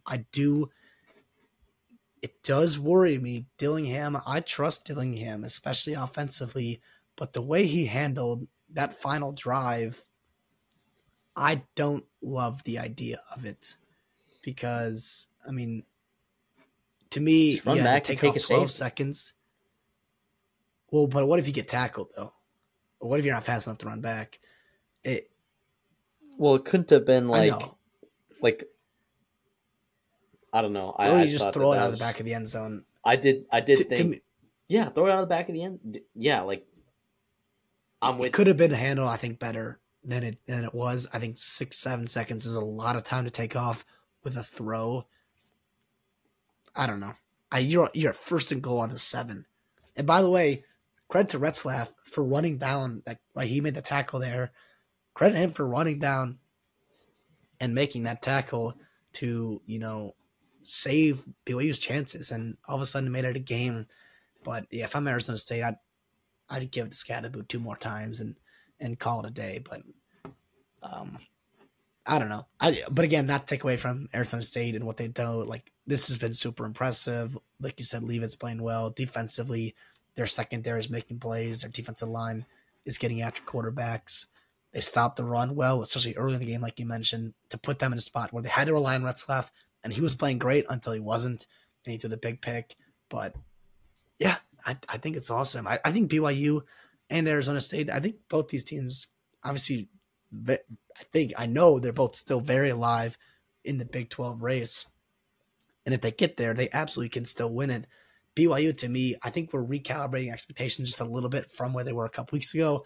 I think we all kind of thought, maybe a top 10 team, not quite where they are. But to be honest, with the way they've been playing, Kansas, who's playing like a very good football team, Arizona State, who is a good football team, and they're hanging with them. To me, BYU, I think right around top 20, I think is pretty accurate. And I think says a lot to what they've done this year and should be very, very proud of, losing on the road to a damn good football team who jumped on them. And you fought your way back just like A&M did, but you came up short. But you still got chances to prove yourself this week and potentially the week after. Yeah. I mean, just bummer for BYU, but they're literally still in it. So you can't even literally still in it. I mean, everyone in the Big 12 basically is still in it. If your name's not Arizona or Houston or Cincinnati or TCU. So that's wild. But let's move on, I guess, to Big 12, to two teams that still have a chance, Kansas, Colorado. And, I'm not going to put all of the comments on the screen, but and we love our Colorado fans, and I feel like that I've been very positive about Colorado. They've been on my best bets several times this season. I've talked about how well Shedeur Sanders has played. I am an Ashton Genty truther, but man, I got attacked a little bit for believing that a home Kansas team who was only a 2.5 point dog had a chance to beat Colorado. And yeah, they ended up kind of pounding them. They did not punt a single time, by the way. They did not punt a single time. How about credit Lance Leipold right there? And once again, Kansas has a chance to make a bowl game with a win next week, dude. And just think about this. And I look back, and you can comment this as well. You took Kansas to win the Big 12 because of the talent that you believed was on this football team.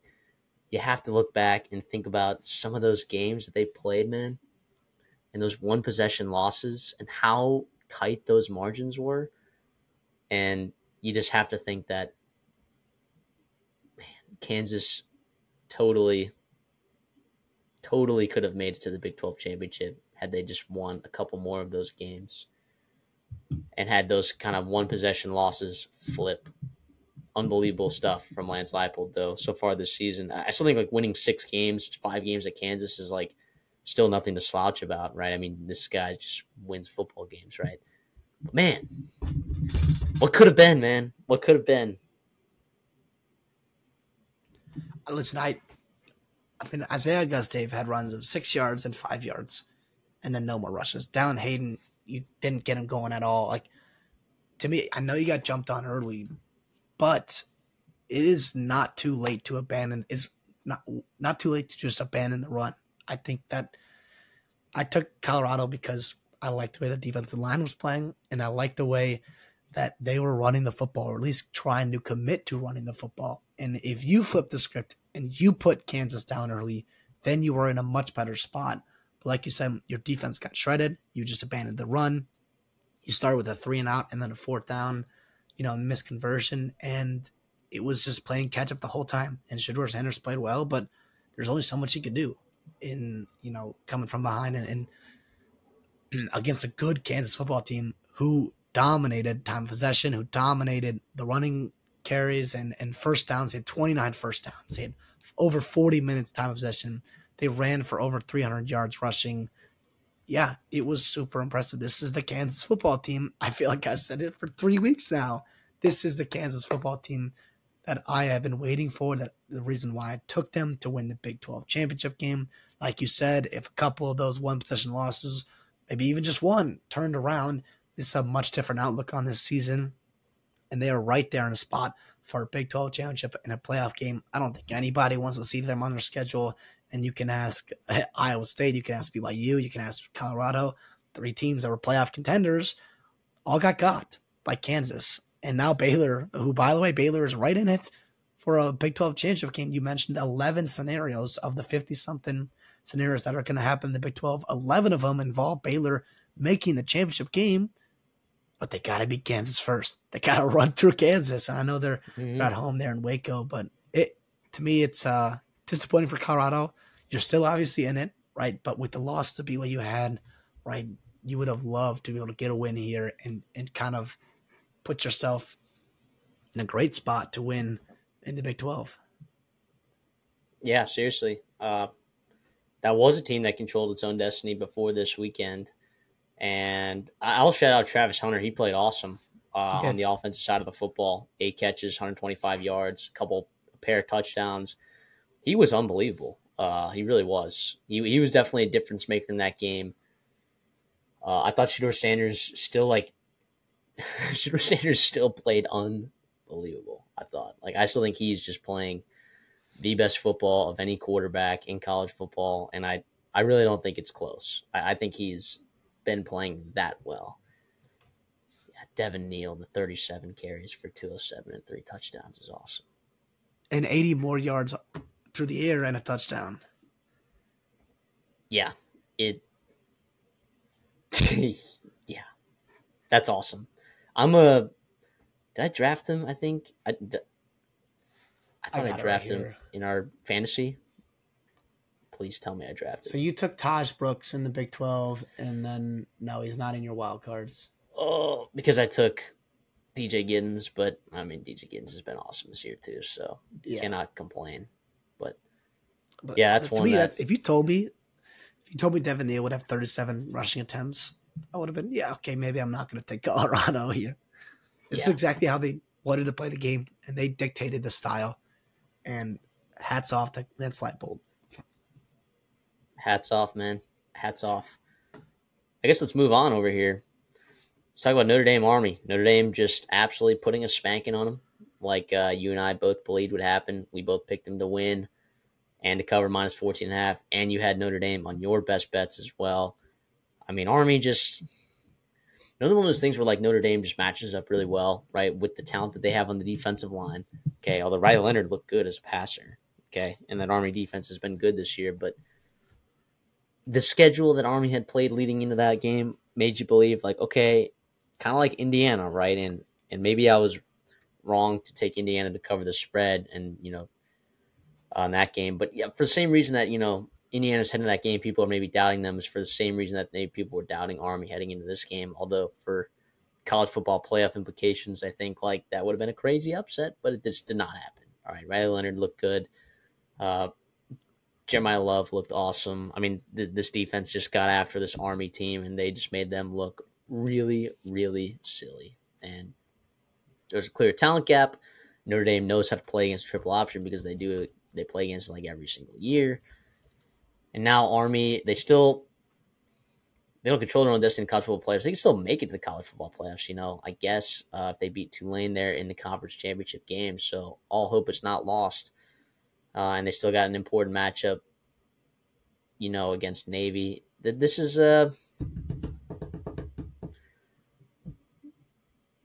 kind of a dud of a game, I'll be honest. I mean, it was early. It was ugly early, and it was bad.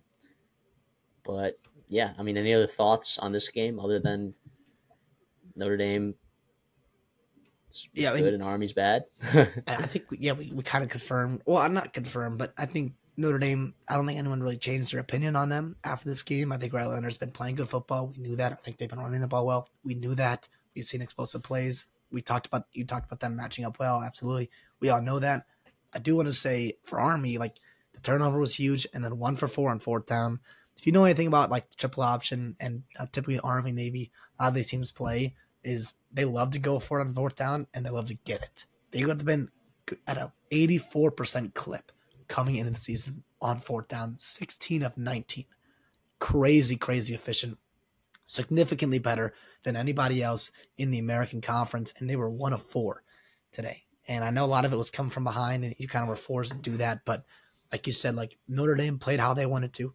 Army just couldn't get it done on 3rd and 4th down, and that led to, you know, short fields. That led to different things for Notre Dame, and also to like Bryson Daly, they didn't hit the big pass down the field, and he had 39 carries. But other than that, it's a lot of Notre Dame and not a lot of Army. But yeah, I think happy for Notre Dame.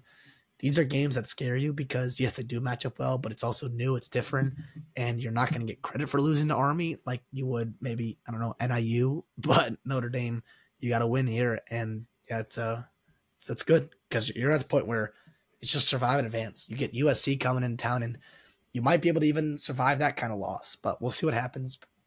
Regardless, you're 10-1 after a disastrous loss to NIU, and all of a sudden, you are a team that sitting much, much more comfortably than a lot of other teams and in the college football playoff right now. So happy for Notre Dame. Yeah, we'll not waste any more time on that. Old Dominion hosted Marshall as 2.5-point favorites. I took Old Dominion, you took Marshall, and you were right.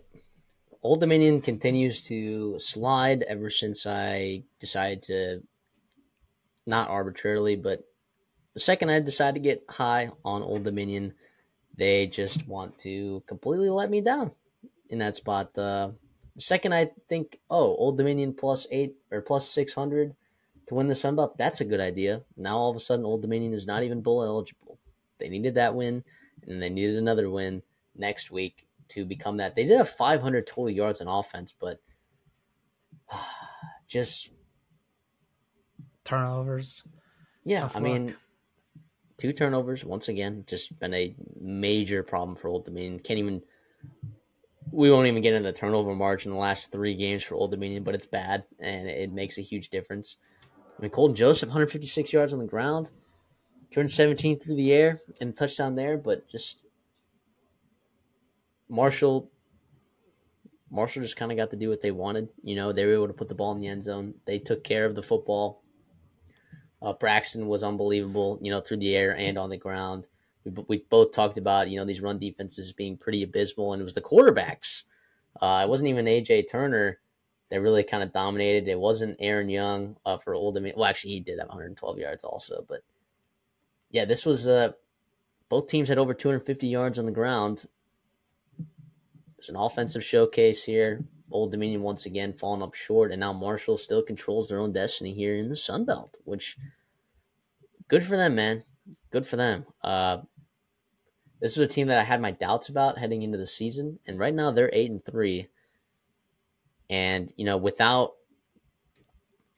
Woolridge for Louisiana, this is a team that I could see winning the Sun Belt. Moving forward, if they continue to run the football well, if Braxton still continues to play well, they got to go to James Madison next week, which is a really tough game. And for James Madison's sake, you really wish you would have won last weekend against Appalachian State. So you would have a chance here to, potentially make it to the Sun Belt Championship. But man, good stuff from Marshall. Old Dominion continues to slide. I don't have their turnover margin stats in front of me. Maybe I can find that. But what are your thoughts on this game?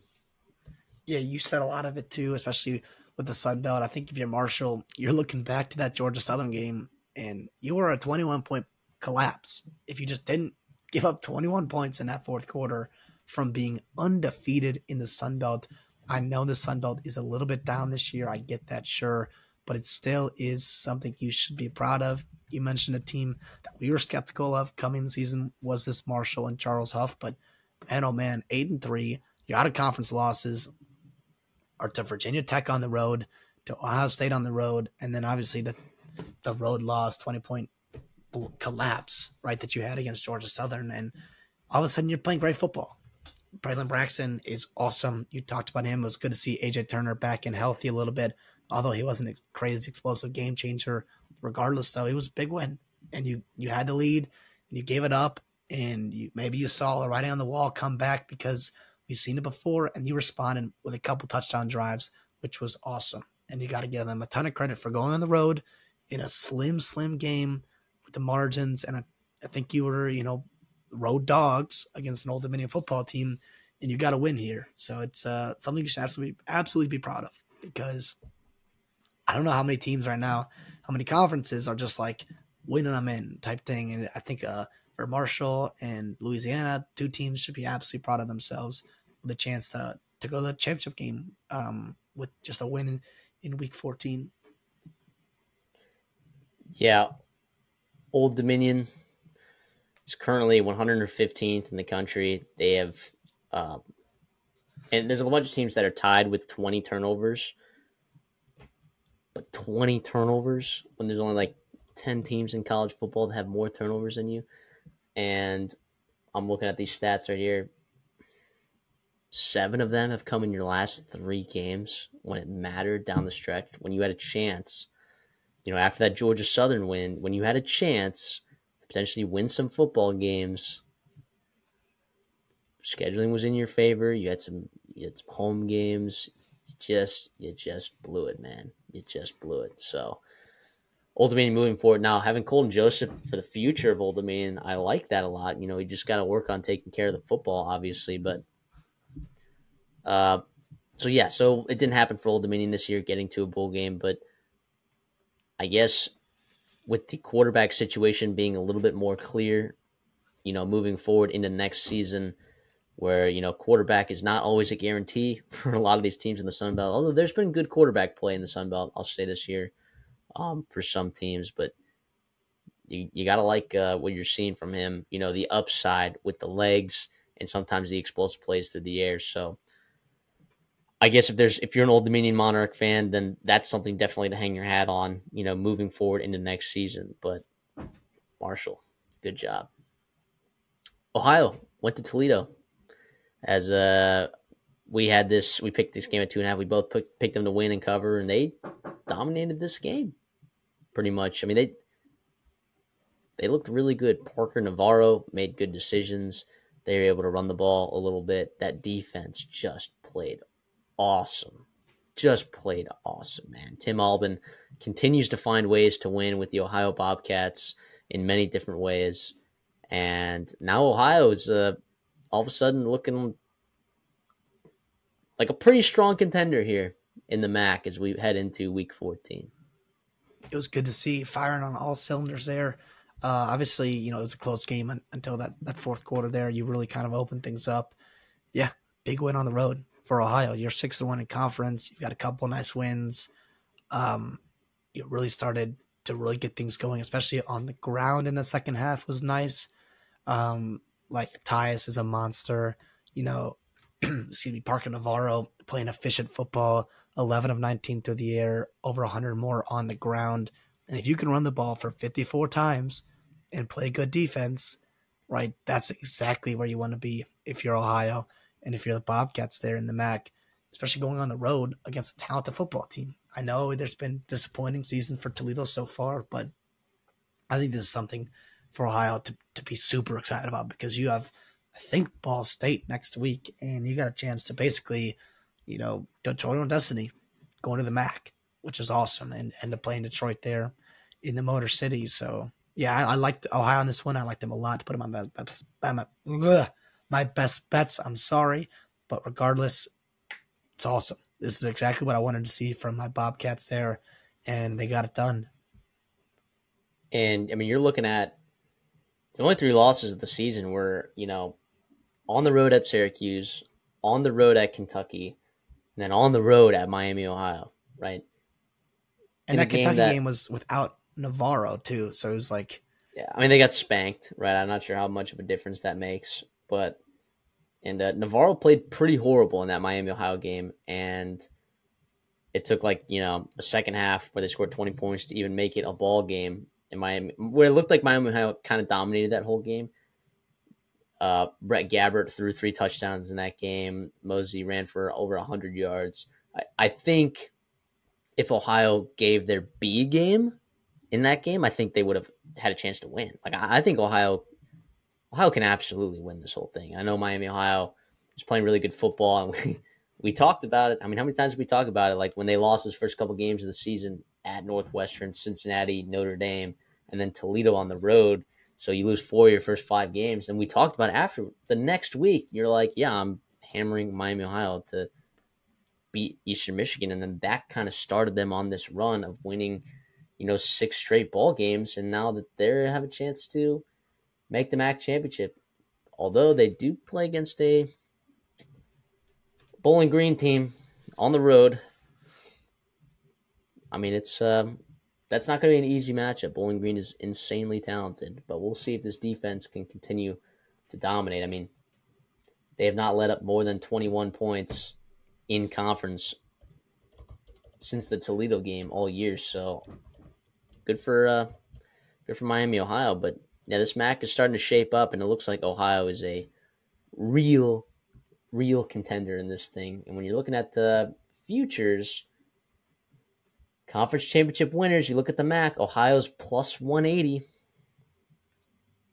So it's not crazy to if you think that they're going to beat the snot out of Ball State, it feels like you might be getting Ohio money line at plus 180 against either Bowling Green or Miami of Ohio. Actually, technically, Buffalo can still make the MAC championship. Also, Ohio is a team that has been just devastated in the portal too. There are 9 players on their roster. Last year, they lost to go play Power 5 football there. Curtis Rourke also, notably of the guys they lost, Cross as well. Obviously, the leading running back, Bangura. It's been a really, really impressive. Actually, 11. There's 11,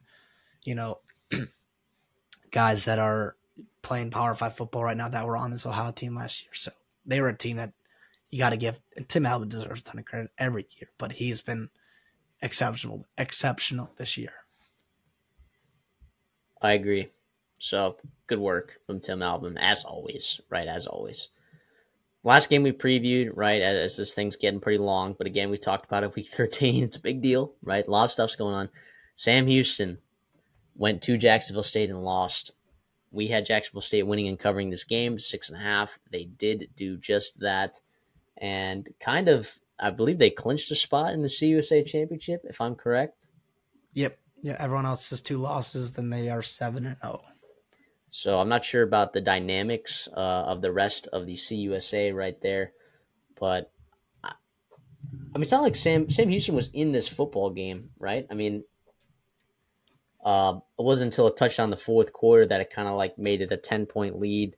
And you're like, okay, I mean, with the way that Sam Houston's offense is playing, maybe that deficit is not really attainable. But, I mean, once again, Jacksonville State does it again on the ground. Huff, 177 yards on 30 carries for 33 touchdowns. They ran the ball 58 times on the ground, which is just a commitment to doing that. And Sam Houston, the other side of things, I mean, Hunter Watson, I mean, played hard. Did what he could, I guess. It just wasn't enough, and offensively they've had times where they've struggled. Yeah, he did not get a ton of help. It was enough. 259 yards of total offense is not going to do it against a team that's as hot as Jacksonville State. And when Jacksonville State runs for more yards than you have total yards, then yeah, you're going to be in trouble. But the fact that they had a chance to win that game in the fourth quarter is, I guess, a credit to that coaching staff going on the road and against a really good team. But yeah, Jacksonville State, they play at Western Kentucky, and that game doesn't really matter that much. It does matter for Western Kentucky, though, who does have a chance, I think, still to make the CUSA Conference Championship. Yeah, so it's Sam Houston plays Liberty. Western Kentucky plays Jacksonville State. Assuming Jacksonville State beats Western Kentucky, right, the winner of the Liberty Sam Houston game will go. And we'll play Jacksonville State. Although Western Kentucky gets a win and Sam Houston beats Liberty, Western Kentucky will rematch Jacksonville State the next week. So it's we love divisionless football. We think it's very exciting. It creates for good entertainment, but we get some pretty quick rematches depending on what shakes out in certain games. But yeah, that's kind of where it's at right now in the CUSA. So, yeah, good for Rich Rodriguez, second year in FBS football. I don't think people gave him a big chance last year, and they overperformed. And the early Schneid this year, I think people were ready to write him off in the CUSA, but then they just reel off 8 straight wins after losing to Eastern Michigan in double overtime. I mean, that was a bad loss, right? They got spanked by Coastal Carolina week 1, spanked by Louisville. But I mean, They rebounded nicely. they rebounded nicely. Huff is playing out of his mind through the air and on the ground. They're looking really solid. Obviously, their schedule is not conducive enough to making the college football playoffs, but I think they should be in a pretty decent bowl game. And I think this team is talented to beat a handful of Power 5 teams that they would potentially be matched up with in a bowl game if they won out. Absolutely. Or even like, you're playing other pretty significant G5, maybe the Mountain West loser or whatever it may be. But yeah, it's very, very happy for our Gamecocks down there in Jacksonville. And, Sam Houston, I mean, like, after the season that you had last year where you just lost, 7 or 8 straight games to, like, start the season, to come back and, be 8-3 heading into week 14 with the chance to still make the CUSA Conference Championship, I think is just an incredible turnaround from that team. And I think it speaks to that coaching staff over there who has won a lot of football games. Coach Keeler. So I think the CUSA, it really comes down to 4 teams at the top. I think Western Kentucky's on a schneid, right? I think Jacksonville State will handle that. And then it'll really come down to Sam Houston and Liberty. And Liberty kind of bouncing back after 2 pretty brutal losses from them, including one to Kennesaw State, which was pretty terrible. But it'll be interesting to see where some of these teams end up in bowl games and if they're going to be able to compete against some of these other conferences, given that, generally the CUSA is, especially at the bottom, does not have a lot of talent. And so it'll be interesting to see come bowl season, where some of these teams in the CUSA are going to be matched up against and how they're going to fare. And we'll get a good read on how good the CUSA really was, because you don't really see a ton of opt-outs from teams in the CUSA, right? Maybe some transfer portal opt-outs, but other than that, you're mostly getting these teams at full strength come the postseason. That's going to do it for us. Week 13 recap. Thank you guys for tuning in and listening for almost an hour and 50 minutes at this point. But we thought it was important to cover all of our bases, make sure we were recapping that crazy Week 13 weekend that was, where you had, 3 of the top SEC teams go down. You had Colorado go down as well, who was controlling their own destiny. You had BYU go down. I mean, just chaos in some of these conferences. And then the Sun Belt doing their thing. I mean, just this week 14 is going to be awesome, okay? And you guys need to be sticking around for it. If you like this content today, then please consider liking the video if you're on YouTube. If you're listening on Spotify, and we love you guys, make sure you leave a 5-star review and that you're tuned in. Make sure that you're listening in. We're going to have our previews for the Week 14 slate. That is going to be nuts. It is hard to narrow down what games we want to talk about. It's going to matter, rivalries. It's going to come down to the implications on the conference championship. It's going to come down to, point spreads. I mean, CD and I still got a lot to talk about when it comes to that, but we're excited. If you guys have a team that you want us to preview or talk about, be sure to leave that in the comments section of this video. And make sure you're also sticking around with us for bowl season. You can do that by subscribing. So thank you so much for tuning in this whole entire season.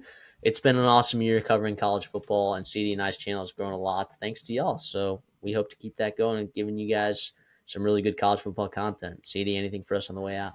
No, you said it all. Thank you guys so much. All righty. We'll catch y'all in the next one.